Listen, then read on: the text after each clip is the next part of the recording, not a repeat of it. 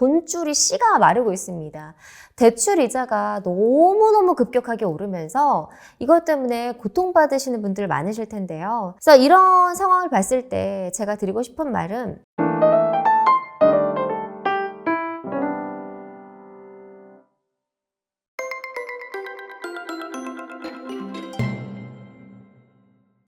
네, 여러분 안녕하세요. 부동산 미녀, 부미녀로 활동하고 있는 이현진입니다.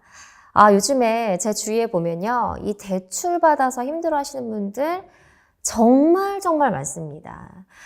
그냥 힘든 정도가 아니고요. 악소리가 날 정도로 진짜 고통스러워하고 밤마다 잠 못 이루시는 분들도 많을 정도로 굉장히 심각한 상황이에요. 지금 개인뿐만이 아니라 부동산 PF, 건설사, 시행사들도 진짜 돈맥경화 올 정도로 돈줄이 씨가 마르고 있습니다.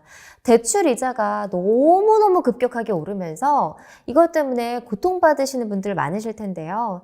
일단 영상을 풀기 전에 제가 대출을 이미 받으신 분들은 어쩔 수가 없지만 다음에 투자를 하시는 분들 아니면 아직 내 집 마련 안 하시는 분들 이런 분들에게 꼭 드리고 싶은 말씀이 있었어요. 꼭 반드시 예비비라는 걸 현금을 마련을 해 놓으셨으면 좋겠어요. 상황이요. 부동산 투자하고 내 집 마련을 하다 보면 언제 어떻게 급박하게 변할지 모르거든요. 특히 최근에는 너무너무 달라졌잖아요. 지금 막 최고의 급등기였다가 또 최고의 하락폭을 기록하고 이렇게 상황이 막 급변하고 있는 상황 속에서 반드시 예비비 그리고 내가 현금을 어느 정도 가지고 있어야 된다. 초영끌을 하는 게 아니고 영끌을 어느 정도 하더라도 내가 그래도 어쨌든 보증금을 조금 내줄 수 있을 정도의 현금을 가지고 투자를 해야만 내가 내 자산을 지킬 수 있다라는 말을 진심으로 꼭 드리고 싶었어요. 그래서 이 말씀을 드리면서 영상을 시작하도록 하겠습니다. 자, 대출 받으신 분들 지금 뭐 위로가 안 될 거예요. 제가 뭐 이렇게 괜찮아요, 존버하세요 이런 말이요 안 들립니다. 지금 대출은 고점을 잡아서 000끌을 해놨죠. 그리고 집값이 떨어지는 거를 보고 있자니 미칠 겁니다. 내가 샀는데 저 집을 사서 내가 대출을 억지로 갖고 있는데 집값이 막 계속 떨어지고 있고 부동산에 전화했더니 뭐 팔리지도 않고 막 호가도 떨어지고 이런 거를 매일 요즘 어플을 보고 시세를 확인하시는 분들 있어요. 근데 이거는요 여러분 부동산은 주식하고 좀 달라요.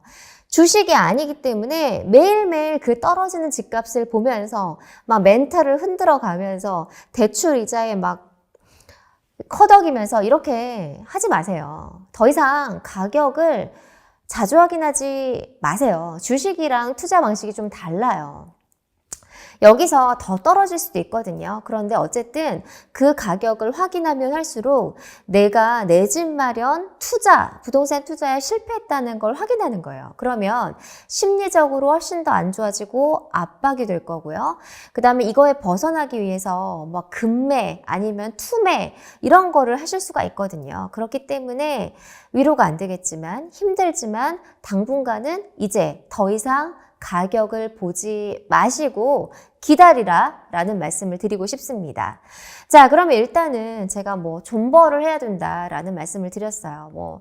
아니 저한테 이렇게 물어볼 수 있죠. 야, 존버도 진짜 무슨 하루하루가 못 버티겠는데 어떻게 존버를 하라는 말이냐라고 하는데요.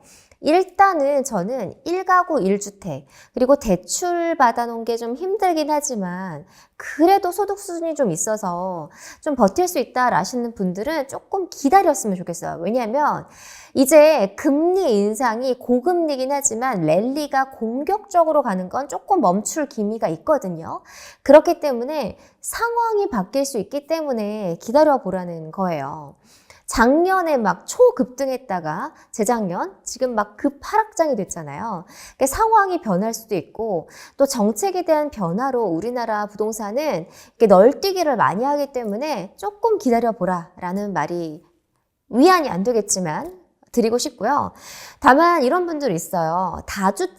다주택자인데 월세는 그나마 괜찮아요. 왜냐면 이미 대출을 갚고 월세로 버티시는 분들은 월세 가격으로 충당을 해서 대출을 갚을 수가 있는데 지금 전세 세입자가 껴있어요. 그래서 막 갭 투자하시는 분들은 지금 전셋값 떨어져서 세입자 나간다고 하죠. 막 미칠 지경이죠. 이런 분들은 조금 정리하시라고 말씀을 드리고 싶어요. 이분들이 버틸 수 있는 건 앞으로 더더욱 힘들어질 거예요.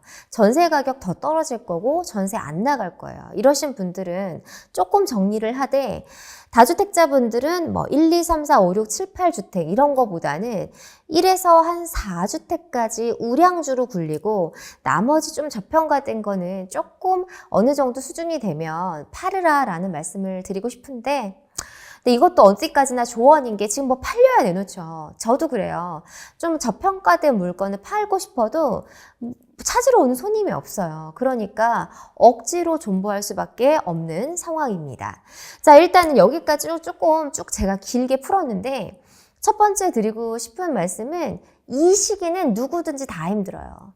누구나 이 말을 할 수 있다라고 말할 수 있지만 그냥 여러분 그냥 이 공포를 이겨내는 수밖에 없을 것 같고요. 그냥 투자의 신 워렌 버핏이 와도 이 시간은 무조건 누구나 다 힘들고 누구에게나 자산 가격이 하락할 수밖에 없는 투자한 사람들은 그럴 수밖에 없는 시간이고요. 지금은 그냥 그런 시기예요. 그래서 하지만 이 시기가 뭐 하락장 1년이 될 수도 있고 2년이 될 수 있고 더 길어질 수도 있겠죠. 하지만 언제까지나 이 시기는 힘든 시기인 건 마찬가지인 것 같다. 그럼 이미 투자를 했는데 어떡하겠어요? 그냥 이 시기를 다른 사람보다 내가 더 고통스러워하거나 막 그 상황을 못 견뎌서 뭔가를 섣불리 판단하기보다는 일단은 상황을 보고 기다려라. 존버를 해라. 그리고 두 번째 드리고 싶은 말씀은 바닥은 있어요. 여러분 집값이 지금 최대 낙폭을 보이면서 떨어지고 있잖아요. 그런데 어디까지나 떨어질 수는 없어요. 바닥이라는 거는 결국에 있거든요. 그렇기 때문에 하락장을 대하는 내 마음가짐을 조금 다르게 했으면 좋겠어요.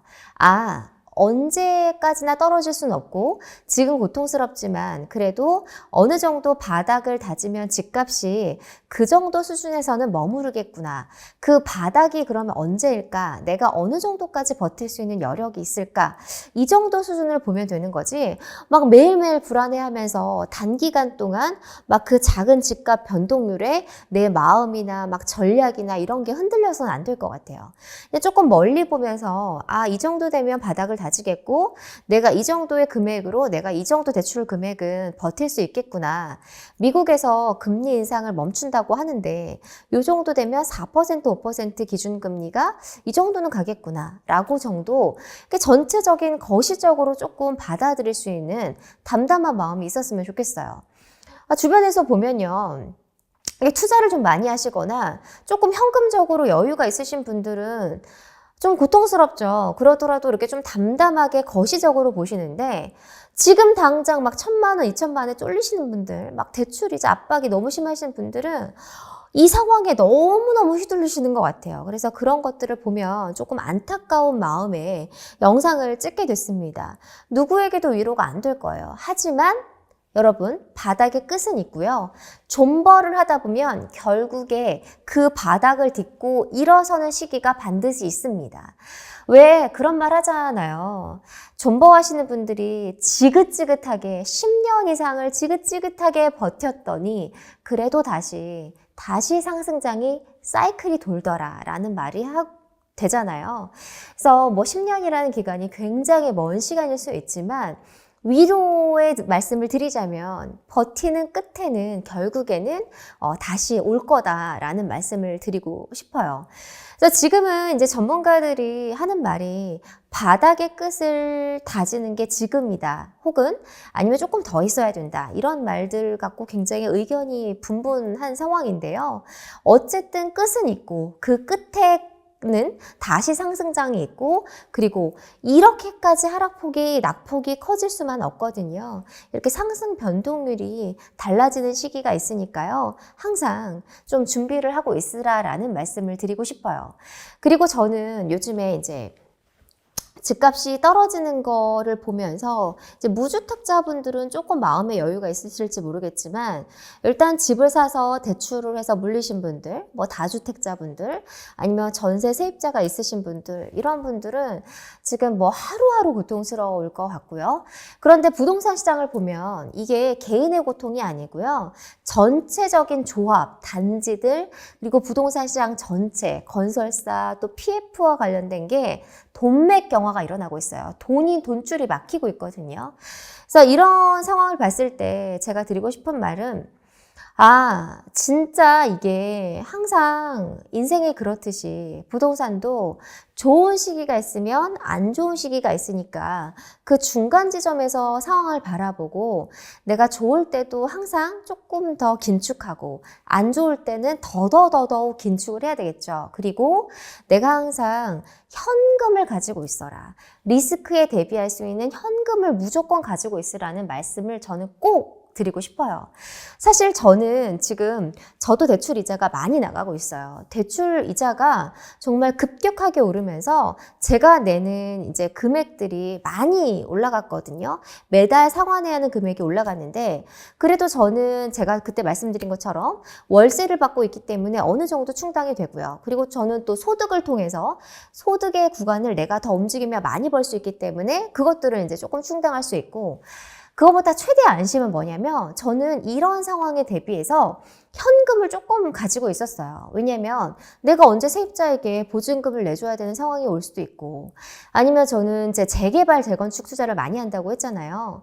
언제 뭐 이렇게 수리를 해야 되는 상황이 올 수 있을지 모르기 때문에 항상 늘 긴축하면서 내가 그 자산 대비 한 10% 정도는 현금을 늘 가지고 있었어요. 늘 이거는 보유해야 된다라는 마음이 있었기 때문에 그래도 마음에 안심이 있거든요.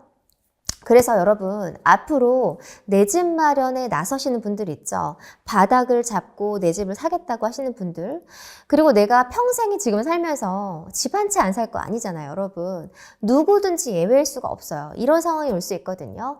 투자하고 또 내 집 마련하시는 분들은 늘 현금을 어느 정도 보유하고 있으라는 말씀을 드리고 싶어요.